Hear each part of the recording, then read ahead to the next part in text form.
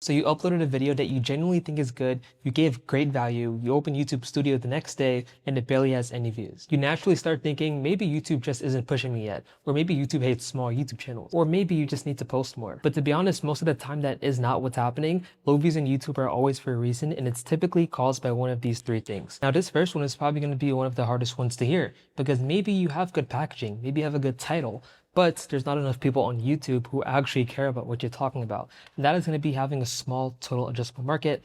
And on YouTube, in YouTube terms, we call this TAM. So this pretty much means that your video is based around something that not a lot of people on YouTube are interested in. For example, let's say your YouTube video is about how to set up an email marketing campaign for, lawyers in Oklahoma City. You're going to have that YouTube video, right? But it's not going to go to a lot of people. Like, the amount of people who are probably interested in this video is probably like 2 out of like 100 people. Right? So 2 out of 100 people are probably going to be interested in this. Not a lot of people at all. You're not going to get many views on this whatsoever. And honestly, the amount of people in Oklahoma City compared to the amount of people on YouTube is a lot of people. So I'm honestly going to put like probably out of 10,000 people, you're going to have like 2 people who might be interested in this. Compared to a video about how to set up cold email campaigns for lawyers in Nebraska. Right? That's a much bigger TAM, much bigger total addressable market. You're addressing a lot more people, right? And so this video, this YouTube video that you made here is going to go to a lot more people. Let's say now you have maybe 2 out of 1,000 people, and that's a big difference. So you pretty much like times 2 or times 10 or something like that. I suck at math, but you get the point. You're addressing a lot more people, and so you're gonna get a lot more views. Like, your views are gonna go up a lot. It's very common for a lot of these entrepreneurs to create a video, create some good packaging for a video that is only like applicable, or that only a small subset of people would actually understand, compared to just, being a little bit more broad. I don't wanna say very broad where you're targeting not your ideal client profile. You can still target your ideal client profile and be a little bit niched, but understand the amount of people that are in your total addressable market. If your total addressable market is extremely small, you might as well just run ads at that point. Like, if it's very local, it is usually what happens in that case. But if your total addressable is really small and you're not local, you still want to be able to like target them a lot better, expect to have less views. And if you're not okay with that, then you have to go more broad. And so there's 2 ways you can get more views while having a small total addressable market. First way is going to be mixing up your packaging. For example, let's say you're a coach for SEO, right? And so SEO is going to be one of your content pillars. You have SEO here. You want to get more people. You want to go a little bit more broad. You don't have to do something broad about only SEO. You can introduce something else like AI. So instead of SEO, what we're going to be doing is SEO plus AI, right?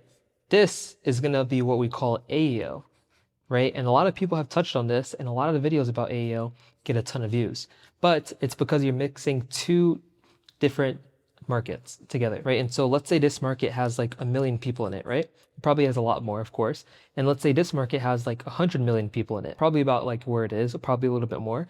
But let's say you put these markets together, then you're going to equal this, which is 101 million people, right? Or people that you're targeting in this case. And so you're going to get a lot more views, of course, right? But if you're only targeting SEO, right, and you're not targeting those, then you're only going to have 1 million views, which is not a lot. So that's one way to do it. And another way to do it is just going to be what I said earlier, just go a bit more broad with what you're talking about. You don't have to only target your ideal client profile in your videos and in your packaging. You can go a little bit more broad, and then inside the video, you can add a lot more credibility and authority. You can niche down a bit. Sure, a lot of the broad people are going to click off, but the quality of viewers that are going to be watching are going to go up, right? So you got the views in the door. YouTube's recommending your video all over the place, but because you're niching in, your viewer retention is going to drop, but the quality of viewers is going to go up. So that's totally fine. And then at the end of the video, you can CTA, and those people who stay till the end are going to be the people who you are targeting, which we call your ideal client profile, your ICP. So that's small total addressable market out the way. And if you're not dealing with this, if you don't have a small total addressable market, well, then number 2 is probably going to be the next reason why you're getting a little bit of views. Quick pause here. If you're an agency owner or an entrepreneur looking to add an additional 10 to 50K a month in new revenue from YouTube Organic, click the first link below to book a free call with my agency. We'll help you build and scale a profitable YouTube channel within the next 90 days. We handle everything pre-production and post-production. All you need to do is record for about 30 minutes per week, and we handle the rest. All right, now let's get back to the video. And so let's say you actually have a good topic, right? You're talking about something really good. You have a really good idea, but you're still not getting a lot of views on your videos. The second reason why you're probably not getting a lot of views is because you have bad packaging. And this is actually probably the biggest reason why a lot of people don't get views. And we're going to talk about this. I'm going to talk about exactly how you should, check your packaging, how to check it after it's created, and what to do before it's created. I want you to get into the right mindset and the right state, so that way this isn't going to be a bottleneck for you in the future. And I'm pretty sure I have another YouTube video going over this and how to create good packaging. And so this is going to be like a quick segment, but if you want something way more in depth, click the video at the top right of the screen. One of those sides, it's going to be a card that pops up. You can go watch that video after this one. So getting into the bad packaging. The truth is, when you create a video, right, YouTube has no say in whether this video is good or bad, right? YouTube can't decide whether it's good or bad. They just can't. Like they see the video, they probably know it's bad by just, patterns they've seen, but they can't decide at all. Who's actually going to decide is the viewer who clicks on the video. Those are the people who decide whether the video is good or bad, right? And so I want you to pay attention to these key metrics right here. And so there's impressions, right? This is of course a big one. Of course, when you click on the YouTube Studio dashboard per video, you're going to see this. There's going to be CTR, which is your click-through rate, the amount of unique viewers that you're actually getting from the video. And I want you to look at your A/B tests. You should be A/B testing no matter what.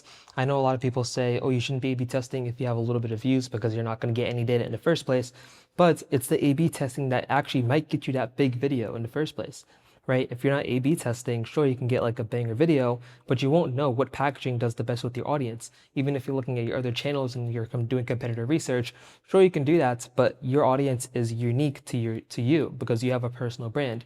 Every brand is unique in their own different light, right? And so A/B testing is going to help you a lot more find what your audience actually resonates with and how to target them even better. This is why I have tracking links on all my videos. This is why I do A/B tests on every single video, no matter how big or small the channel is. It's extremely important to collect data. Not a lot of people understand this stuff. And so when you're looking at the impressions, you're looking to see how many people actually have seen the video. And this kind of ties in with CTR. Because if you have a lot of impressions, let's say you have a lot of impressions, let's say you have like 100K impressions, right? But your click-through rate's like, let's say 1%. I think you understand, like that means you have like 1K views, which is really bad. That means 1% of 100,000 people clicked your video. Something needs to change, right? This is also why A/B tests are so important, because if you had the A/B test in the first place, maybe that 1% would turn into a 3%. Right? Maybe it was just a quick thumbnail change or a quick title change. You would know because you're not doing any A/B tests in the first place. So this is an extremely big issue. You want to fix this. And to fix this, you want to do a lot of changing with your titles, a lot of changing with your thumbnails, a lot of changing with mainly those two things. For example, in the B2B niche, what I've seen is that so many people love numbers. If you're in the B2B niche, you're targeting B2B, you need to have numbers. Honestly, in B2C as well, in every single niche, mainly, when it comes to business and like sales, these niches, you need numbers in the thumbnail and in the title. It's just a lot more interesting. A lot of people like seeing that stuff. So it's these little things that you just pick up on, especially because I run a YouTube agency, which, I've seen a lot of the data and what works.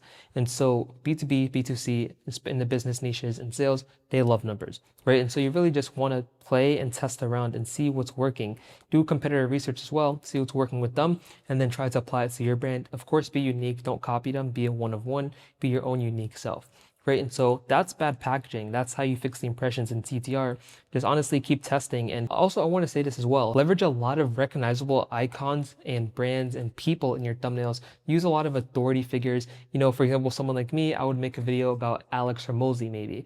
And I would break down maybe his YouTube system.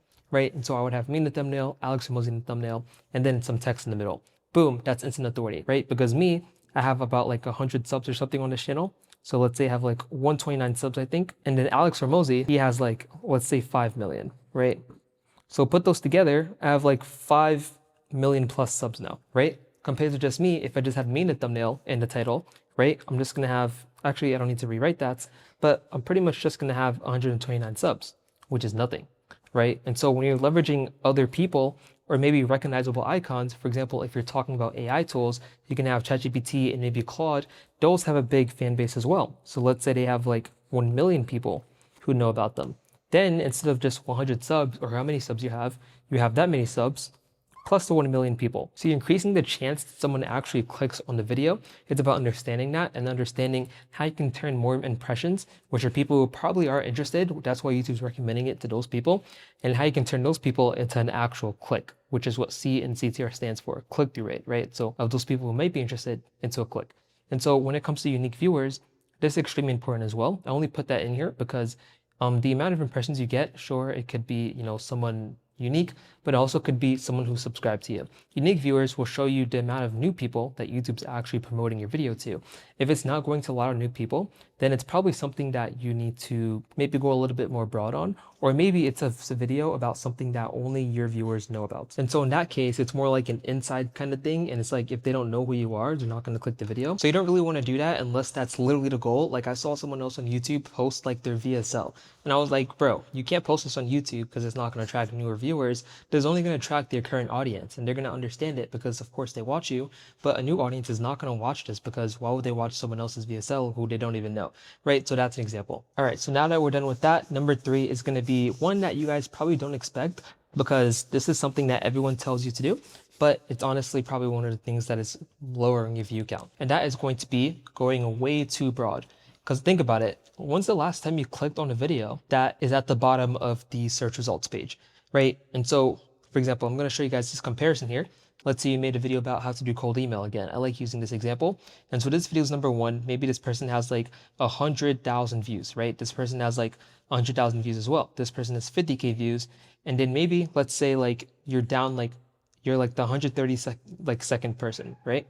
You have like 10 views because you're at the bottom of the page, right? And because your video is so broad, you look just like everyone else. Everyone here has the same exact title, the same exact format, the same broad video, right? And so the goal here is to really just be specific and try to speak to your ideal client profile. This is one of the rare times where you can actually niche in on a broad topic, right?